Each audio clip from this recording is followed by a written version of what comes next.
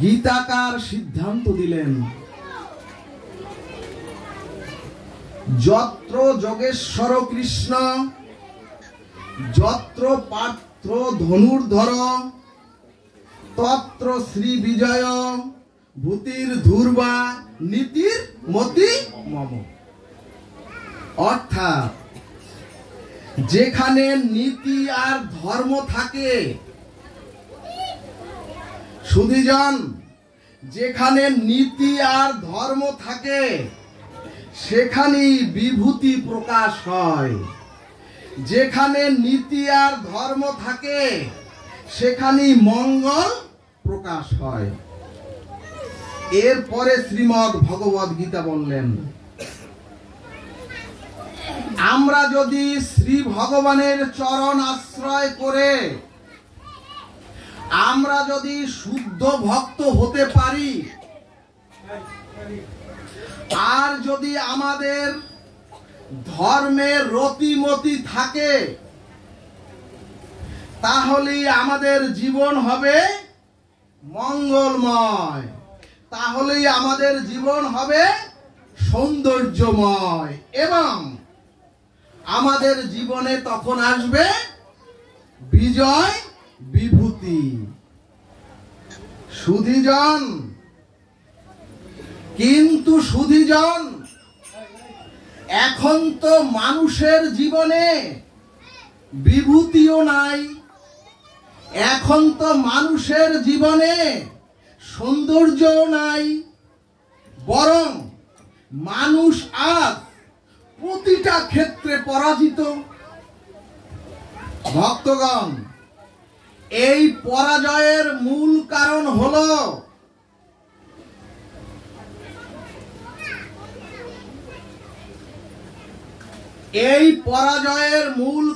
হলো আমরা ভগবানের ভক্তি এবং ভগবানের ভক্তের আশ্রয়ে যদি অবস্থান না করি,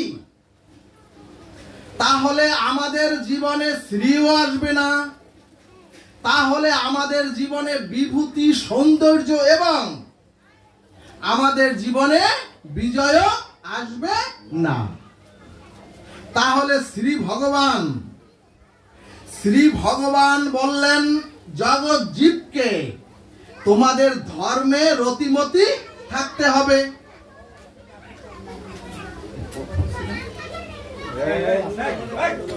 এখানে শ্রী ভাগবত বললেন, ওগো, শুধুই জাঁকজমকপূর্ণ এই অনুষ্ঠান, শুধুই জাঁকজমকপূর্ণ অনুষ্ঠান কোনো ধর্ম নয়।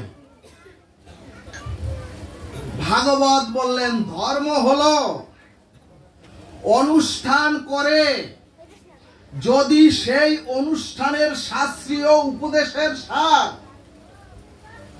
অনুষ্ঠান করে যদি সেই অনুষ্ঠানের শাস্ত্রীয় উপদেশের সার আমি আপনারা জীবনে গ্রহণ করেন, এবং জীবনে গ্রহণ করে যখন আচরণ করবেন, তাহলে সেই আচরণের দ্বারা আমার জীবনে কিছু অনুভূতির সৃষ্টি হবে, বা আমার মধ্যে তখন অনুভূতি জন্মাবে। অর্থাৎ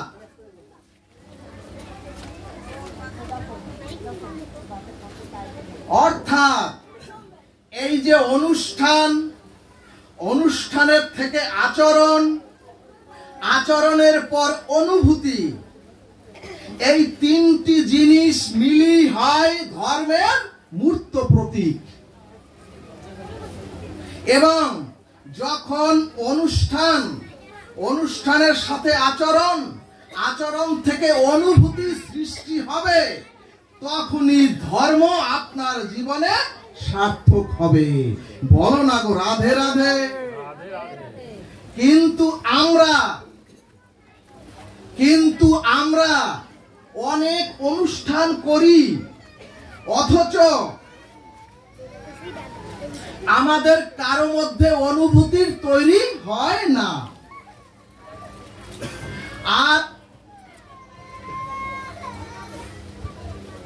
সুধীজন, আমরা অনেক অনুষ্ঠান করি, কিন্তু অনুষ্ঠানের শাস্ত্রীয় বিধি আমরা আচরণ করি না।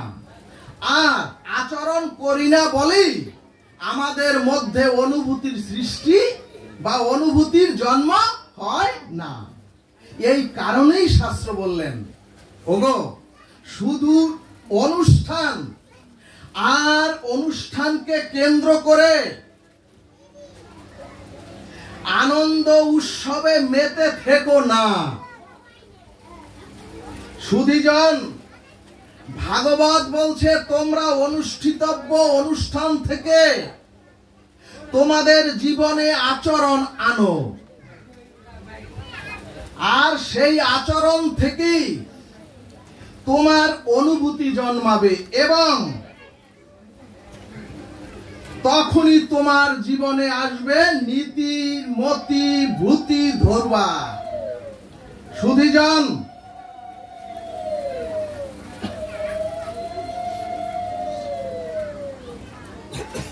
সুধীজন, দেবতারা যে মন্থন করে, সমুদ্র মন্থন করে অমৃত এনেছিলেন, সেই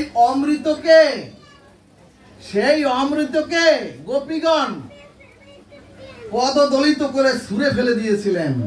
কারণ যদি একবার হরিকথার সেই অমৃত সুধা গ্রহণ করতে পারি, সেখানে উলুধ্বনির কোনো প্রয়োজন আছে?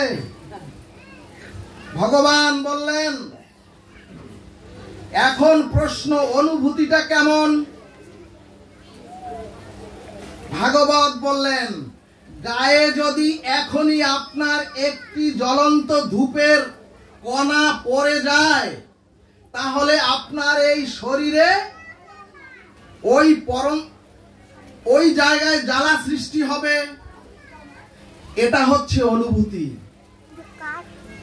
আবার জলে যদি আপনি হাত দেন, জলে হাত দিলে যে শীতলতা ভাব হবে আপনার স্পর্শিত গায়ে, এটাই হচ্ছে অনুভূতি। এবং অনুভূতি ছাড়া কখনোই ধর্ম প্রকাশিত হয় না। সুধীজন, এখন প্রচুর অনুষ্ঠান হচ্ছে, কিন্তু সেই অনুষ্ঠানের শাস্ত্রীয় উপদেশের আচরণ কোথাও সনাতনীদের মধ্যে নাই। এই কারণেই গীতাকার শ্রী ভগবান বললেন, ওগো অনুষ্ঠানের সাথে আচরণ থাকতে হবে, আর আচরণের সাথে অনুভূতি থাকতে হবে, তবেই ধর্মের সার্থক মূর্তিমান সৃষ্টি হবে মনুষ্য জীবের দেহে। জয় নিতাই গৌর হরি বল।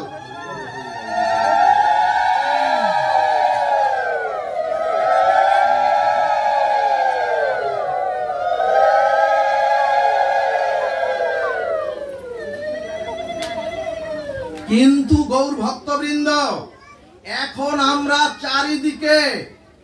চারিদিকে তরঙ্গের মতো অনেক অনুষ্ঠান করি, কিন্তু ওই অনুষ্ঠান থেকে আচরণ আমরা করিও না, আর যার জন্য আমাদের কারো আচরণ বদলায়ও না। সুধীজন, আমি একটি নামযজ্ঞের অনুষ্ঠানে গিয়ে পাঠ শেষে নামযজ্ঞের কমিটিদের চরণ ধরে বললাম, আপনাদের এখানে প্রসাদ ভুজি অর্থাৎ গোবিন্দের চরণে নিবেদন করে যে প্রসাদ হয়, সেই প্রসাদ ভুজি দুই একজনকে নিয়ে আসুন, ভক্তের সাথে প্রসাদ গ্রহণ করব। সুধীজন, কমিটির সকলে বলল এখানে 2-4 জন নিরামিষ খায়, কিন্তু প্রসাদ বুঝি কোনো লোক নাই। এখানে ভাগবত প্রশ্ন করলেন, ওগো 40 বছর ধরে নাম সংকীর্তন করে 40 বছর ধরে সেই কুমিল্লার চান্দিনায় নাম সংকীর্তন হয় 40 বছর, অথচ সেই গ্রামে একজন শুদ্ধ বৈষ্ণব ভক্ত তৈরি হয়নি 40 বছরে। তাহলে ওই 40 বছরে ওই সংকীর্তন যজ্ঞ কতটুকু এগুলো? সারা জীবন যদি ঝুলন যাত্রা করেন অনুষ্ঠান, ওই অনুষ্ঠান থেকে যদি শাস্ত্রীয় আচরণ নিজে গ্রহণ না করেন, এই ঝুলন যাত্রা কতটুকু এগুলো? ভাগবত বললেন বছরে 2-4 দিন আত্মীয় স্বজনে ভক্ত এসে খুব মিলন মেলার সৃষ্টি হলো, আর খুব আনন্দ উৎসব হলো, কিন্তু তারপরে আমি কি হরিনামকে আমার বদনে গ্রহণ করেছি? তারপরে আমি কি তিলক তুলসীর মালা নিজে গ্রহণ করে আমি কি প্রসাদ বুঝি হতে পেরেছি? সুধীজন, যদি এই শুদ্ধ পরিবর্তন আপনার আমার মধ্যে না হয়, তাহলে জানবেন শুধুই অনুষ্ঠান হয়েছে, কিন্তু আচরণ বা অনুভূতি হয়নি। বলো না গো, রাধে রাধে। এই কারণেই ভাগবত বললেন, যার আচরণ আর অনুভূতি নাই, তার ভিতরে ধর্ম কখনো জাগবে না। এরপরে চৈতন্য ভাগবত দৃষ্টান্তে বললেন, আমাদের দেহের হস্ত পদ এগুলো হচ্ছে কর্মেন্দ্রিয়, এবং এই কর্মেন্দ্রিয় হাত দিয়েই তো আমরা অনেকবার সাধুর চরণে অথবা গোবিন্দ চরণে, রাধারানীর চরণে ফুল তুলসী অর্পণ করেছি। এই হস্ত দিয়েই তো ভক্তের গলায়, ভক্তের ললাটে, ওকে বলেন একটু ললাটে চন্দন দিয়ে দিতে, ভক্তের ললাটে চন্দন দিয়েছি।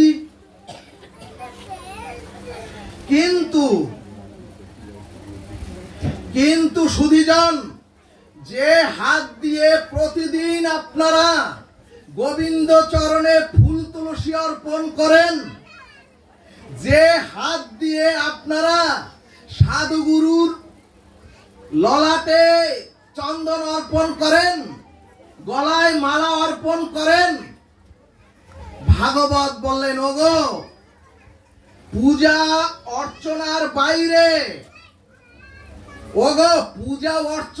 বাইরে এই হাত ভালো কাজে রত থাকে তো, নাকি পূজা অর্চনার বাইরে এই হাত দিয়ে মন্দ কাজ হয়? ভাগবত বললেন, যদি অন্য সময় মন্দ কাজ হয়, আর শুধু ফুল দেওয়ার সময় যদি ভগবানের চরণে কাজে লাগে এই হাত, তাহলে জানবেন ধর্ম যথাযথ আপনার জীবনে প্রতিপালন হয়নি। এরপরে শাস্ত্র বললেন, ওগো আমরা মুখ দিয়ে গুরু বন্দনা, আমি এসেই বন্দনা শুনেছি, আমরা এই বদন দিয়ে এই বৈষ্ণব বন্দনা করি, আমরা এখন এই মুখ দিয়ে ব্যাস আসনে বসে আমি হরি কথা প্রবচন করছি, আপনারা ধ্যান চিত্ত হয়ে হরি কথা শ্রবণ করছেন, তাহলে আপনারা শ্রোতা। আবার যে মুখে তুলসী বন্দনা আর বৈষ্ণব বন্দনা করছি, যে মুখে এখন ভাগবত পাঠ অমৃত সুধা বিলাচ্ছি, সেই মুখে যদি অন্য সময় অশ্লীল গালি দেওয়া হয়, শাস্ত্র বললেন তাহলে আপনি আমি আর ধার্মিক হতে পারলাম না। সুধীজন, এরপরে শ্রী শ্রী চৈতন্য চরিতামৃত দৃষ্টান্তে বললেন,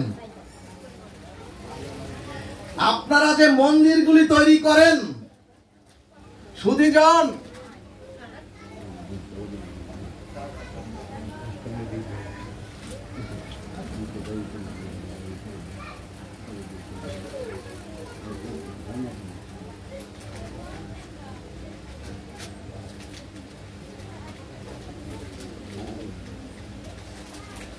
সুধীজন,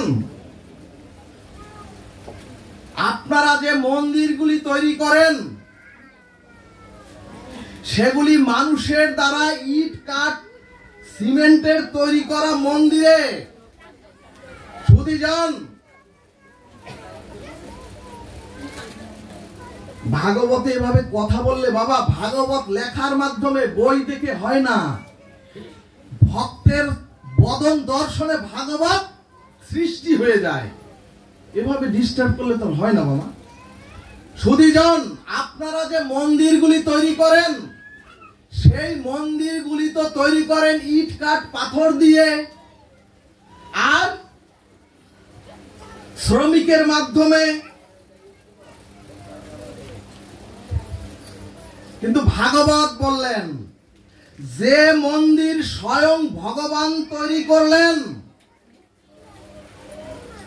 সুধীজন, যে মন্দির আপনারা শ্রমিকরা ইট কাঠ পাথর দিয়ে তৈরি করলেন সেই মন্দিরে প্রতিনিয়ত আপনারা ধূপ প্রদীপ এবং শ্রদ্ধা নিবেদন করেন, প্রদীপ প্রজ্বলন করেন। আর গোবিন্দ, স্বয়ং গোবিন্দ যে এই দেহ মন্দির তৈরি করলেন সেই মন্দিরে যদি বিড়ি বা তামাক তোলেন তাহলে শুধু অনুষ্ঠান হচ্ছে কিন্তু ধর্ম হচ্ছে না। এরপরে ভাগবত বললেন ইট কাঠ পাথরের মন্দিরে দেবতার প্রাণ প্রতিষ্ঠা করা হয়, তারপরে পূজা করা হয়। দেখবেন ব্রাহ্মণ ঠাকুর এই কাজটা করেন, কিন্তু দেহ মন্দিরের হৃদ মন্দিরে ভগবান সর্বদা জেগে আছেন পরমাত্মা রূপে। তাহলে আপনি ইট কাঠ পাথরের যে মন্দিরে পেঁয়াজ রসুন মাছ অমেদ্য বস্তু তোলেন না, অথচ যে মন্দির স্বয়ং ভগবান তৈরি করলেন শ্রীনিবাস রূপী হয়ে, সেই মন্দিরে যদি একাদশীর দিনও অমেদ্য বস্তু তোলেন, ভাগবত বললেন ওগো, কে কাউকে আপনি ঠকাচ্ছেন না, আপনি আপনাকে নিজেকেই ঠকাচ্ছেন। এই আলোর নিচে আপনি গীতা পাঠ করুন, আর একজন যে দুষ্টামি করছে, আর একজন ওই যে ওখানে বসে মোবাইল চালাচ্ছে, ওই মোবাইলের দায় আলো নেবে না, এই গীতা পাঠের পুণ্য আলো নেবে না, দুষ্টামির দায় আলো নেবে না। আলো হচ্ছে সাক্ষী স্বরূপ, ওই ভগবান হচ্ছেন সাক্ষী স্বরূপ। সুধীজন, একটু শান্ত থাকুন, ভাগবতের নিগুড় তত্ত্ব শুনুন। এরপরে ভাগবত সিদ্ধান্তে বললেন জীবের একমাত্র প্রয়োজন হচ্ছে কৃষ্ণ তৃষ্ণা। অর্থাৎ সুধীজন, আমাদের কৃষ্ণ তৃষ্ণা বা ভগবানের মাধুর্য সারচ্ছাদ আস্বাদনের জন্য ক্ষুধা বা তৃষ্ণা দরকার। কিন্তু আমাদের আছে জন্ম সংস্কারের ভোগ বিষয় বাসনার ভোজনের তৃষ্ণা বা ক্ষুধা, অথচ ভাগবত ভজনের ক্ষুধা আমাদের মধ্যে জাগৃত হয় না। এই কারণেই কৃষ্ণ তৃষ্ণার ভজনের ক্ষুধা হৃদয়ে না জাগলে ভগবানের মাধুর্য যতই বলি, যদি আপনার মধ্যে তৃষ্ণা জাগৃত না হয়,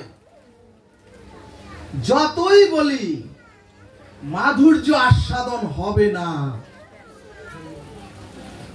এজন্যই জীবের দেহে ভজনের ক্ষুধা পরিপুষ্ট করার জন্য ভাগবত তার অনুকূল শ্লোকে বললেন, নানা উপাচারকৃত পূজন মর্ত মার্ত, অর্থাৎ হে জগতের জীব,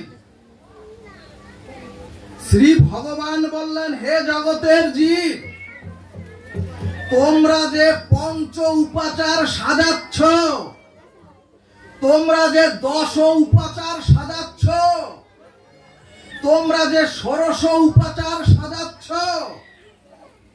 অর্থাৎ গোবিন্দ বলছেন তোমরা বহুবিধ উপাচার দিয়ে যে আমার পূজা অর্চনা করো, কিন্তু প্রেম নৈব ভক্ত হৃদয়ং।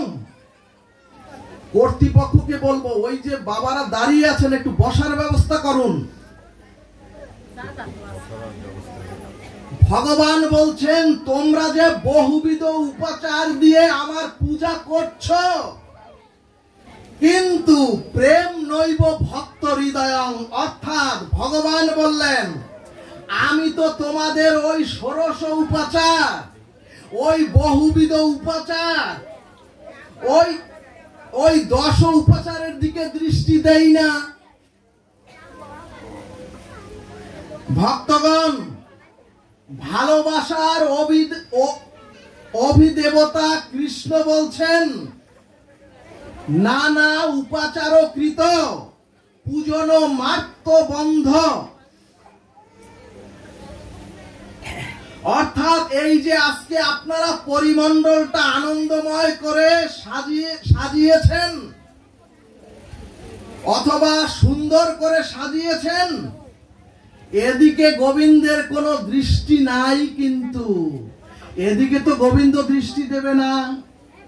আবার আমরা যে উপাচারগুলো দিয়ে গোবিন্দকে প্রতিদিন নিবেদন করি, ওই 100 উপাচারে গোবিন্দের দৃষ্টি কখনোই দেন না।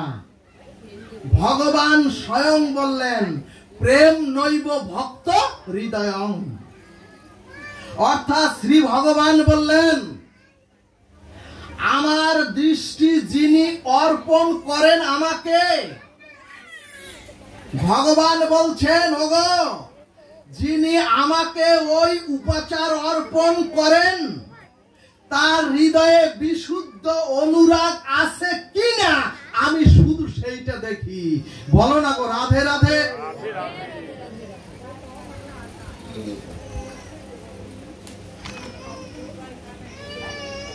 ও মাগো,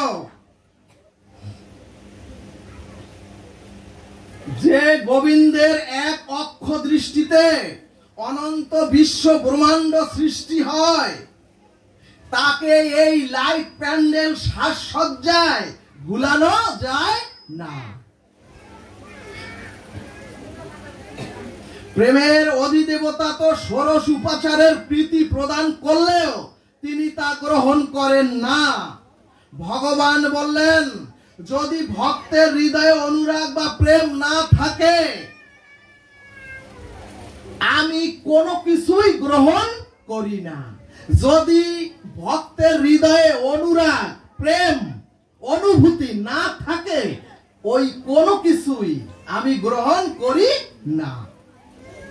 কারণ এরপরে শ্রীমদ্ ভাগবত বললেন দ্রব্যের পিপাসা গোবিন্দের নাই, ভগবান হচ্ছেন ভাবগ্রাহী জনার্দন। গোবিন্দ হচ্ছেন ভাবগ্রাহী জনার্দন, অর্থাৎ যিনি নিবেদন করছেন, যিনি নিবেদন করেন, তার প্রীতিময় ভাবটুকুই শ্রী ভগবান গ্রহণ করেন। এজন্যই বারবার বলছেন ওগো, ভগবান বস্তুগ্রাহী জনার্দন নয়, ভগবান হচ্ছেন ভাবগ্রাহী জনার্দন। এরপরে ভক্তি সন্দর্ভ গ্রন্থ বললেন ভক্তের অনুরাগ, উৎকণ্ঠা আর প্রীতি ভক্তি আমার হৃদয়কে বিগলিত করে। প্রেম সে বলো রাধে রাধে। এরপরে ভাগবত বললেন যাবৎ ক্ষুদান্তি জঠরে, যাবৎ ক্ষুদন্তি জঠরে জঠর পিপাসা। অর্থাৎ জল তত্ত্ব সবখানে আছে, কিন্তু আপনার যদি তীব্র পিপাসা না জাগে তাহলে সম্মুখে জল তত্ত্ব থাকলেও সেই জলের মহিমা যেমন থাকে না। গোবিন্দ বললেন, ওগো উপাচার কোন দ্রব্য নয়, উপাচার দ্রব্য নয়, তোমার হৃদয়ের বিশুদ্ধ অনুরাগটুকুই আমি গ্রহণ করে আমার পিপাসা মিটাই।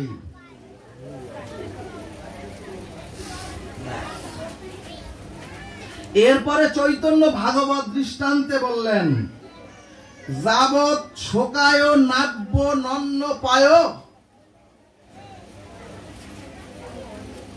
অর্থাৎ একজন ক্ষুধার্ত বুভুক্ষ ব্যক্তির যেমন সামান্য শিরা মুড়িতেও অমৃতের মতো স্বাদ লাগে, তেমনি যার হৃদয়ে ভগবানের জন্য প্রীতি অনুরাগ সৃষ্টি হয়েছে, বা যার হৃদয়ে ভগবানের জন্য প্রীতি অনুরাগ আছে, তার সামান্য দ্রব্য ভগবান বলছেন আমার কাছে অমৃতের মধ্যে স্বাদ লাগে। জয় নিতাই গৌর হরিবল। ভক্তগণ, এই কারণেই শ্রী ভগবান দুর্যোধনের 56 ব্যঞ্জনকে দেখে বলেছিলেন, ও দুর্যোধন, ক্ষুধা না লাগলে কি ওই দ্রব্যে রুচি আসে?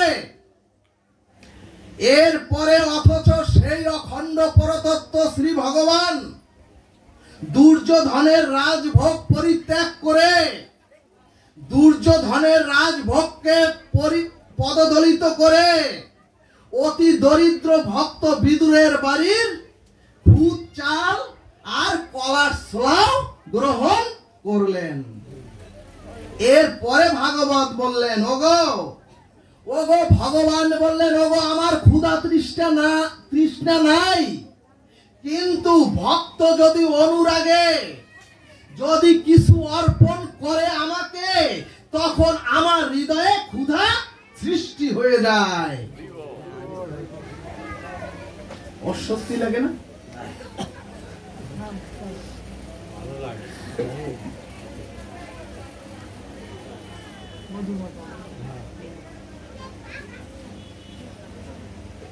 গৌর ভক্তবৃন্দ, শাস্ত্রের নিগুড় তত্ত্ব হলো, শাস্ত্রের ভাগবতের নিগুড় তত্ত্ব হলো, সম্বন্ধ করিয়া ভজে তাহে কৃষ্ণ নাহি তেজে, আর সব মরে অকারণ। অর্থাৎ গোবিন্দের সাথে সম্বন্ধ যুক্ত হয়ে ভজন করতে হবে। এখানে ভাগবত বললেন, দিনের 24 ঘন্টার মধ্যে আমরা প্রত্যেকে দিনের 24 ঘন্টার মধ্যে কোনো কিছুই আমরা আমাদের সাথে রাখি না। অর্থাৎ আমাদের বাড়ি, আমাদের টাকা, আমাদের স্ত্রী, পুত্র, অফিস, কোনো কিছুই, সব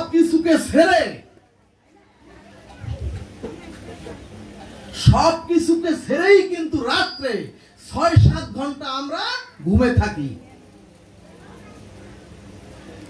আবার যখন আমরা অফিসে যাই, তখন তো আমার বাড়ি, আমার সিন্দুক আমি সাথে নিয়ে যাই না।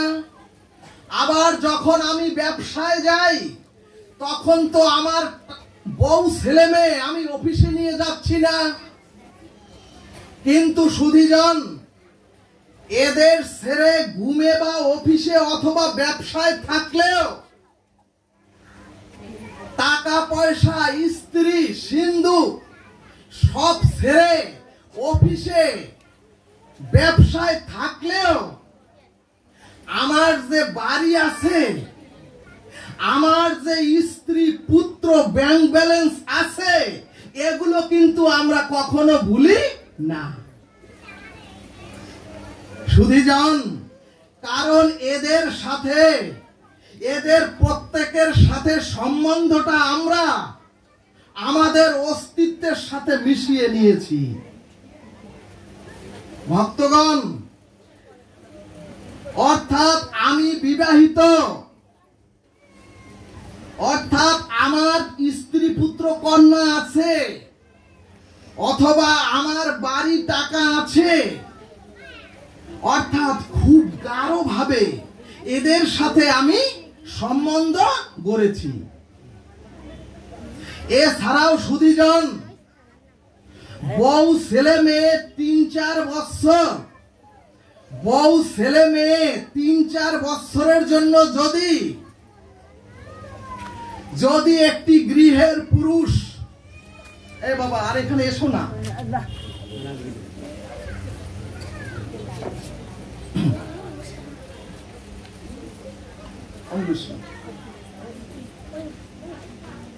এই ওঠো বাবা, ওঠো, যাও যাও যাও যাও।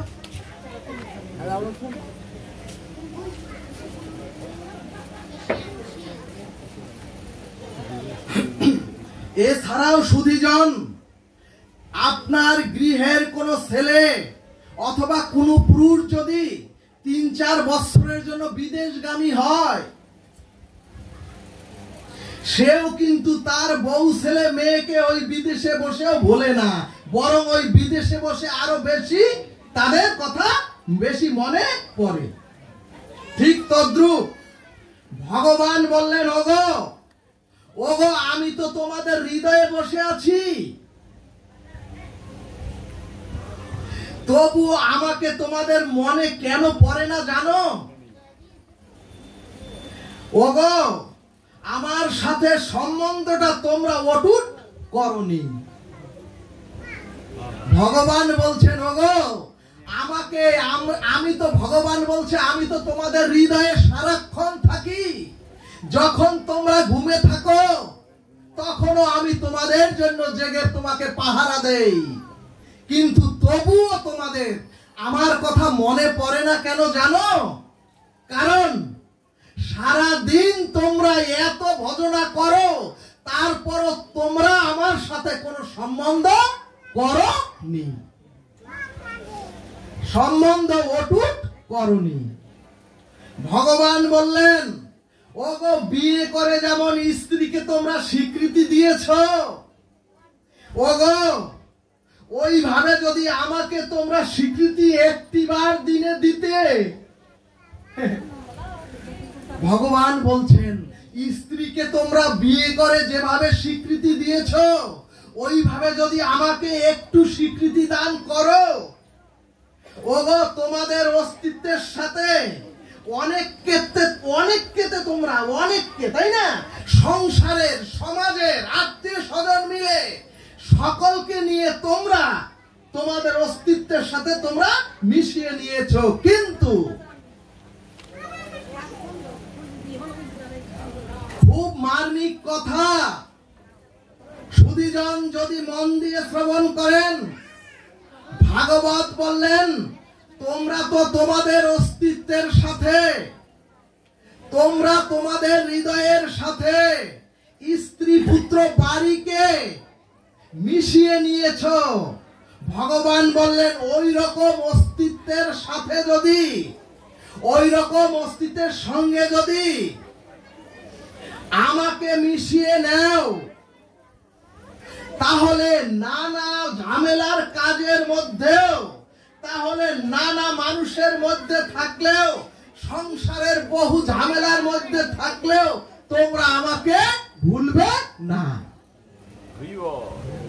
এরপরে চৈতন্য ভাগবত বললেন, একই গ্রামের স্বামী তার স্ত্রীকে তালাক বা পরিত্যাগ করে সম্বন্ধটা কোর্টে গিয়ে বিচ্ছিন্ন করেছেন। এখন ওই যে মেয়ে আর ছেলে একই গ্রামে কাছাকাছি থাকেন, ভাগবত বললেন এখন যদি ওই ছেলের সাথে ওই মেয়ের দেখা হয়, তাহলে আগের মতো আর ভাব কাজ করবে না। ভাগবত বললেন সম্বন্ধ বা সম্পর্কটা ছিন্ন করা হয়েছে। দেখুন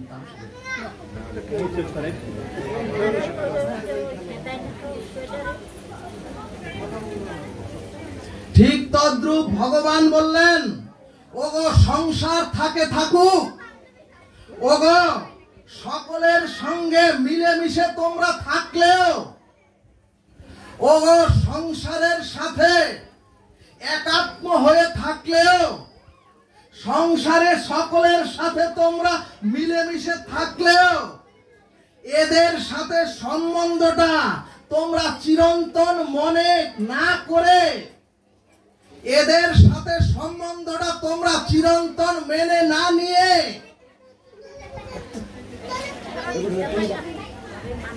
ঘর থেকে বেরোয় যাবে।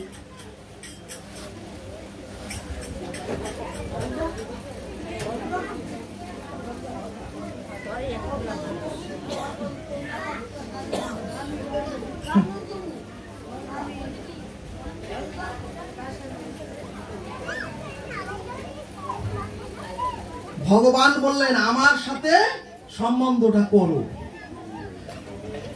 ভগবান কি বললেন? ওগো তোমরা সংসারে থাকো, স্বামী সন্তান নিয়ে থাকো, পরিবার পরিগ্রহ নিয়ে থাকো, আত্মীয় স্বজন নিয়ে থাকো, অসুবিধা নাই, কিন্তু এই সম্বন্ধটা চিরন্তন মনে না করে দিনান্তে একবার আমার সাথে তোমরা সম্বন্ধ করো। সুধীজন, এ জগতে কোনো কিছু স্থায়ী নয়। অর্থাৎ আমাদের যে নিদ্রা, আমাদের আহার, আমাদের এই সম্বন্ধ, এমনকি সুখ বা দুঃখটাও স্থায়ী নয়। ভাগবত বললেন ওগো একমাত্র স্থায়ী হচ্ছে এই ভক্তি আর ভগবান। জয় নিতাই গৌর সীতানাথ প্রেমানন্দে, হরি হরি ভগবান।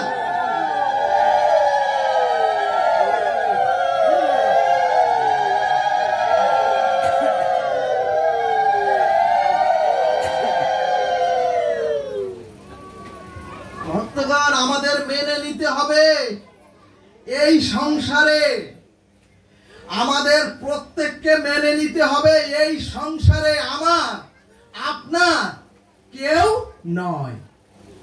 আমাদের মেনে নিতে হবে আমিও এদের কারো নই।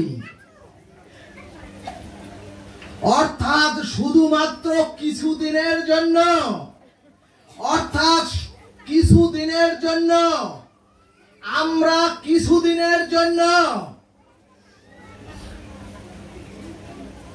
দায়িত্ব পেয়েছি, কিছুদিনের জন্য আমার আপনার দায়িত্ব। কারণ এদের কাছে আমি, সংসারে প্রত্যেকের কাছে আমি ঋণী। তখনই সামনাসামনি দেখা হলে, তখনই ওই যে সারাসারির স্ত্রীকে দেখলেও কিন্তু আর আগের মতো অনুভূতি আসে না। কারণ সম্বন্ধটা আপনি মন থেকে ছেদন করেছেন। এই কারণেই ভগবান বললেন তোমরা থাকো সকলের সাথে, ওগো কিন্তু এদের না হলে আর হবে না, এদের না হলে আর চলবেই না। এটা যদি মনে না করে থাকতে পারেন এই সংসারে, তাহলে ভগবান বললেন সকলের মধ্যে থাকলেও তখন আর তুমি আসক্ত হবে না।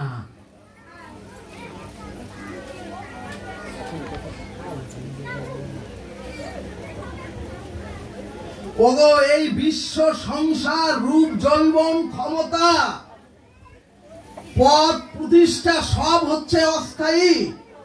এজন্যই যা ধারণ করলে আর ছাড়াছাড়ি হয় না, এই জন্যই যা ধারণ করলে আর ইহকাল পরকালে পতন হয় না, সেই ভগবান আর ভক্তিকে আঁকড়ে ধরতে হবে। আর কি আগাবো?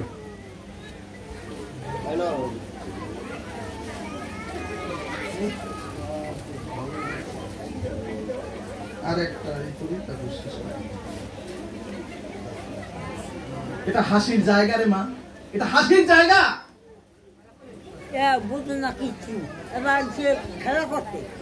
এরপরে ভাগবত জীবকে মহাসমুদ্র পার করে চির শান্তির জন্য দৃষ্টান্তে বললেন।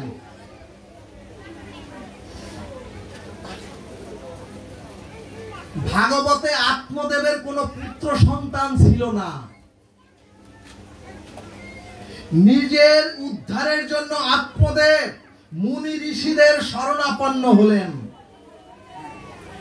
ঋষি মুনিগণ বললেন, যে যুগ সন্ধিক্ষণ এসেছে তাতে তো তুমি পার হতে পারবে না। যে যুগ সন্ধিক্ষণ এসেছে তাতে তুমি উদ্ধার হতে পারবে না। কাজী তুমি নিজে নিজে ভগবত ভজন করো এবং নিজেই উদ্ধার প্রাপ্ত হও। কিন্তু আমাদের মতো আত্মদেব ওই রকম চিন্তা করলেন, আমার তর্পণ এবং শ্রাদ্ধ পিণ্ডাদি কে দেবে তাহলে? তখন মুনি ঋষি সিদ্ধান্ত দিয়ে বললেন, ভক্তগণ আমরাও তো পিণ্ড দেই, মৃত্যুর পরে আমরাও পিণ্ড দেই, তিল আর চাল কলা দিয়ে কুশার উপরে দেই, কুশার উপরে দেই। শ্রী ভাগবত বললেন, ওগো চাল কলা আর তিল দিয়ে যে পিণ্ড তোমরা দিচ্ছ, ওগো তোমরা চাল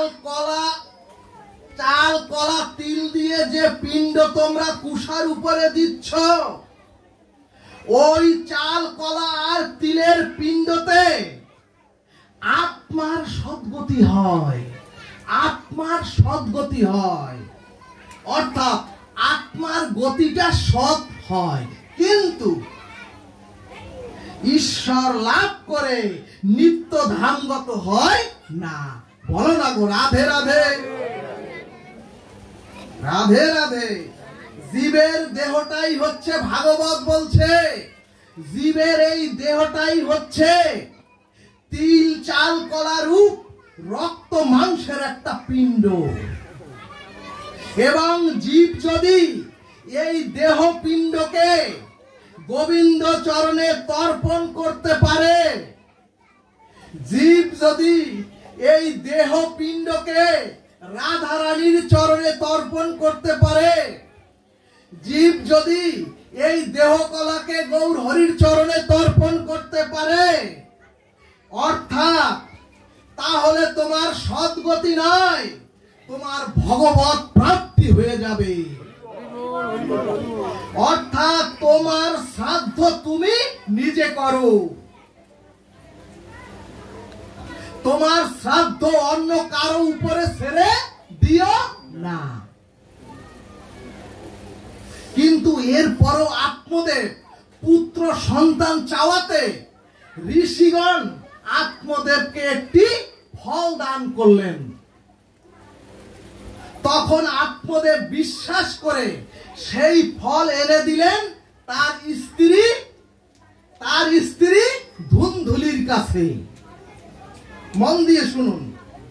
কিন্তু ধুন্ধুলি মানে ঘরের স্ত্রী ভগবত বিমুখ হওয়ায়, ঘরের স্ত্রী ধুন্ধুলি ভগবত বিমুখ হওয়ায় এখানে ভাগবত একটি প্রশ্ন করলেন। আত্মদেব তার স্ত্রী ধুন্ধুলির হাতে ফলটা দিলেন, কিন্তু আত্মদেব ফলটা তো তার স্ত্রীকে খাইয়ে দিতে পারতেন। আত্মদেব ঋষি মুনির দেওয়া ফলটি এনে তার স্ত্রী ধুন্ধুলির হাতে দিলেন। ভাগবত এখানে প্রশ্ন করলেন, আত্মদেব তার স্ত্রী ধুন্দুলিকে কেন খাইয়ে দিলেন না? কারণ ওই ফলটা খাওয়ালেই তো ধুন্দুলির গর্ভে সুপুত্র আসত।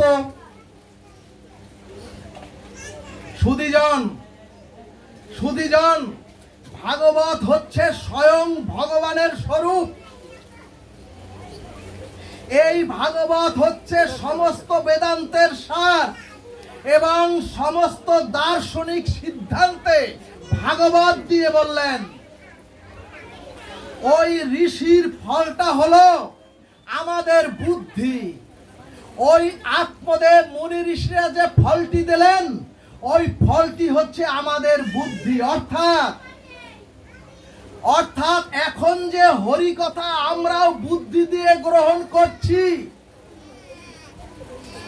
অর্থাৎ সুধীজন এখন যে আমরাও হরি কথা মন দিয়ে শ্রবণ করছি, কিন্তু বুদ্ধি দিয়ে হরি কথা রূপ ফল না খেয়ে, কিন্তু আমরা আমাদের বুদ্ধি দিয়ে এই হরি কথা রূপ অমৃত ফল না খেয়ে দিলাম হাতে।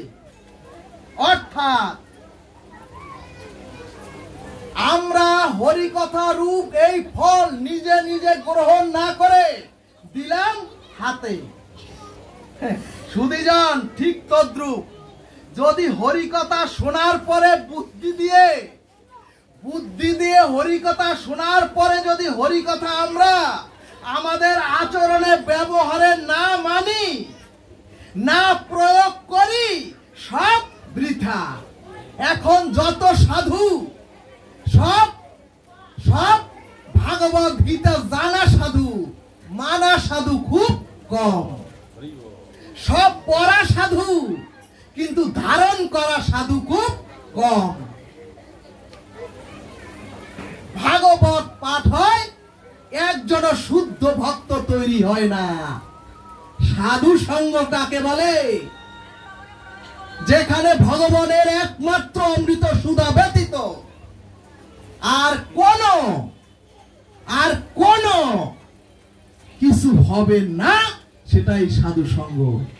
সুধীজন, অর্থাৎ ওই ফল জায়গা মতো না গিয়ে ওই ফলে কাজ হয়নি। অর্থাৎ এই অমৃত ফল হৃদয় গ্রন্থিতে গ্রহিত না হয়ে কোনো কাজ কারো মধ্যে হয় না। এদিকে ধুন্দুলি ছোট বোনের পাল্লায় পড়ল। এরপরে ধুন্দুলি তার একটা ছোট বোন ছিল, সেই ছোট বোনের পাল্লায় পড়ল। ভাগবত বললেন ফলরূপ বুদ্ধিটার সাথে মনরূপ ছোট বোন জুটে গেল। কি বললো ভাগবত? ফলরূপ বুদ্ধিটার সাথে মনরূপ বুদ্ধির সাথে মন জুটে গেল। আর মন যদি বুদ্ধিকে সৎ প্রেরণা না দেয়, আর আপনাদের মন যদি আপনার বুদ্ধিকে সৎ প্রেরণা না দেয়, তখন ছোট বোন বলল ওরে তোর যদি সন্তান হয় তাহলে তোর যন্ত্রণা হবে, গর্ভ যন্ত্রণা হবে। ওরে তোর এরপরে তো ওরে মানুষ করতে হবে, অনেক কষ্ট হবে। ওরে তোর রূপ যৌবনে ভাটা পড়বে। ভাগবত সিদ্ধান্ত দিলেন বুদ্ধি আর মনে যদি শুভ যোগ সৃষ্টি না হয়, তখন হরি কথার আশীর্বাদটা যায় গাভীর পেটে, অর্থাৎ সম্পূর্ণ বিফলে। ভাগবত বলছে যারা এখানে উপস্থিত, আপনারা যারা এখানে উপস্থিত যদি মন দিয়ে শ্রবণ না করেন, তাহলে আপনারা ভাগবত আসরে আসেন নাই। শুধু দেহটা এসেছে, মন বুদ্ধি কোনো কাজ করছে না। অথচ এই মাইকের আওয়াজ শুনে একজন বৃদ্ধ, একজন অসুস্থ যদি তার গৃহ মন্দিরে বসে মন আর বুদ্ধি দিয়ে হরিকথা শ্রবণ করে একবার আচরণে আসে, উনি ভাগবতে এসেছেন, আপনারা কেউ আসেননি।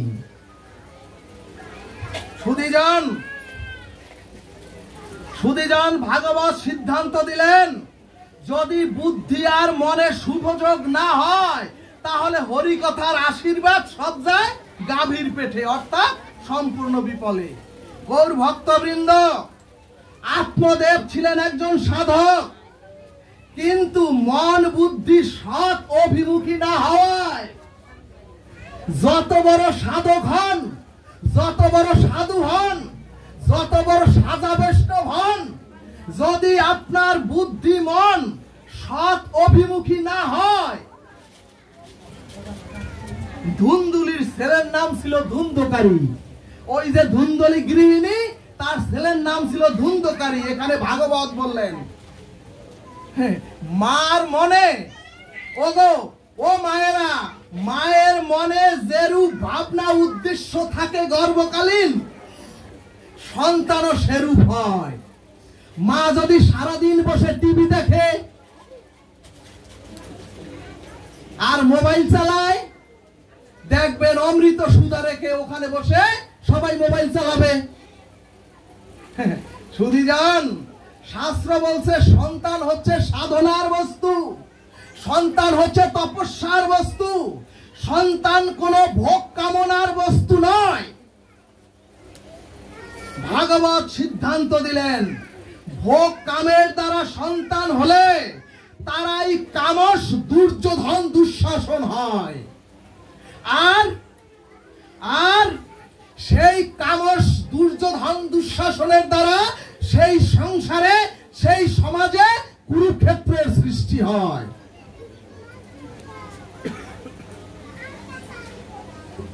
আর যদি কুন্তির মতো সতীত্ব তপস্যা উপাসনা ভগবত ভজনের দ্বারা যদি আপনার সন্তান গৃহে আসে, তারাই সমাজে অর্জুন আর যুধিষ্ঠির হয়। ভক্তগণ, সাধনার দ্বারা আমরা সন্তান ধারণ করি না বলেই আজ সনাতনীদের গৃহে গৃহে, সনাতনীদের সমাজে অভিশাপ নেমে এসেছে। সুধীজন, এদিকে ধুন্দকারী ছোটবেলা থেকেই ছিলেন অসৎ সঙ্গে মিশ্রিত। ওই ধুন্দলির ছেলে ধুন্দকারী ছোটবেলা থেকেই ছিলেন অসৎ সঙ্গে, কুসঙ্গে মিশে, ছোটবেলা থেকেই মিশে, অসৎ সঙ্গে মিশে একটা পতিতাকে ধরে এনে ঘরে তুলল। এরপরে আত্মদেব মারা গেলেন। পতিতারা ধুন্দকারীর মাকেও কিলিয়ে ঘুষিয়ে গলা টিপে হত্যা করলো। এরপর ধুন্দকারীকেও পতিতারা মিলে হত্যা করলো তার অর্থ আত্মসাতের জন্য। এখানে ভাগবত বললেন বহু পাপ করে মারা গেলে সেই আত্মার কল্যাণ হয় না। ওগো, বহু পাপ করে যদি মারা যায় তখন তার আত্মার কল্যাণ হয় না। আত্মা তখন প্রেতাত্মায় রূপ নেয়, আর প্রেতাত্মায় রূপ নিয়ে ইথার তরঙ্গে সেই সমস্ত প্রেতাত্মাগুলি ঘুরে বেড়ায়। যখন আপনি আমি ভগবত বিমুখ হব, যখন আপনি হরিনাম বিমুখ হবেন, তখনই আপনার মধ্যে ওই প্রেতাত্মাগুলি আপনার মধ্যে প্রবেশ করে তাদের কুবৃত্তি, তাদের কুবাসনা আপনার মধ্যে বসে কর্ম করে নেয়। আপনি ভাবেন আমি তো এরকম চাইনি, আপনি ভাবেন আমি তো গোবিন্দ চরণে যেতে চাই, পারছি না কেন। সুধীজন, মুনি ঋষিগণ তখন সিদ্ধান্ত দিলেন। তখন গোকর্ণ গিয়ে, গোকর্ণ মুনি ঋষিদের শরণাপন্ন হলে মুনি ঋষিগণ বললেন ধুন্দকারী তো প্রেতাত্মা হয়েছে, আর প্রেতাত্মাকে উদ্ধারের একমাত্র পথ, মৃত্যু ব্যক্তির উদ্ধারের একমাত্র পথ, বহু অপরাধীর মৃত্যু ব্যক্তির উদ্ধারের, আত্মার একমাত্র উদ্ধারের পথ সাধু সমাগমে ভাগবত পাঠ। মুনি ঋষিগণ সিদ্ধান্ত দিলেন। তখন গোকর্ণ ভাগবত পাঠের সময় একটি 60টি গীত সম্পন্ন একটি বাঁশ পুঁতে রাখলেন, যে বাঁশে ছিল 60টি গীত। ভক্তগণ, ভাগবতের এই বাঁশ মানে হচ্ছে জীবের বাসনা।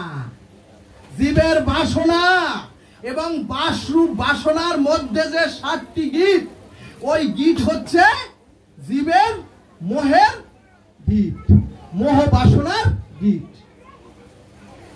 ভাগবত দৃষ্টান্তে বললেন, একদিন পাঠ হয় আর ধুন্ধকারী রূপ প্রেতাত্মার এক একটি মোহের গীত ফেটে যায়, এক একটা গীত ফেটে যায়, আর ধুন্ধকারী রূপ প্রেতাত্মার বাসনার গীত ধ্বংস হয়ে যায়। বলো না গো রাধে রাধে। শাস্ত্র বললেন, দুষ্ট আত্মা, দুষ্ট চিন্তা বাসনার মধ্যে, দুষ্ট চিন্তা বাসনা একত্রে গীত পাকিয়ে আমাদের মধ্যে থাকে, যার জন্য ওই বাসনা আমরা ত্যাগ করতে পারি না। এই কারণেই মহাজনগণ সিদ্ধান্ত দিলেন, ভাগবত জীবের বাসনার গীত ফাটিয়ে, ভাগবত জীবের বাসনার গীত শুধু এক জন্মের নয়, জন্ম জন্মান্তরের বাসনার গীত ফাটিয়ে ধ্বংস করে দেয়। জয় নিতাই গৌর হরি বল। অর্থাৎ একদিন পাঠ হয় আর প্রেতাত্মার মোহ ধ্বংস হয়। এখানে ঋষিগণ বললেন, আমরা তো এত ভাগবত শুনলাম, আমাদের মোহের গীত ফেটেছে, তো আর কি আগাবো? জয় জয় এই নবশ্রীধাম বৃন্দাবন বিহারী লাল কি।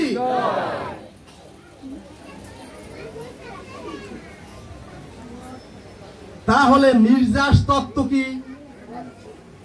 আজকের ভাগবতের নির্যাস তত্ত্ব কি? জন্ম জন্মান্তরের কুবৃত্তি থাকে থাকুক, জন্ম জন্মান্তরের বাসনা থাকে থাকুক, ধুন্ধকারীর প্রেতাত্মা 7 দিন ভাগবত পাঠে সকল বাসনার মোহ ধ্বংস হয়ে অত পাপিষ্ঠ পুষ্পক রথে দিব্য ধামে গমন করলেন। আমরাও যদি এই হরি কথাকে আমরাও যদি আচরণে প্রকাশ করি, আমরাও যদি আচরণে ধারণ করি, আমরাও মৃত্যুর পরে পুষ্পক রথে ওই নিত্য ধামে গোলক বৃন্দাবনে আমরা যাত্রা করব। বলব রাধা কৃষ্ণ প্রভু প্রেমানন্দে।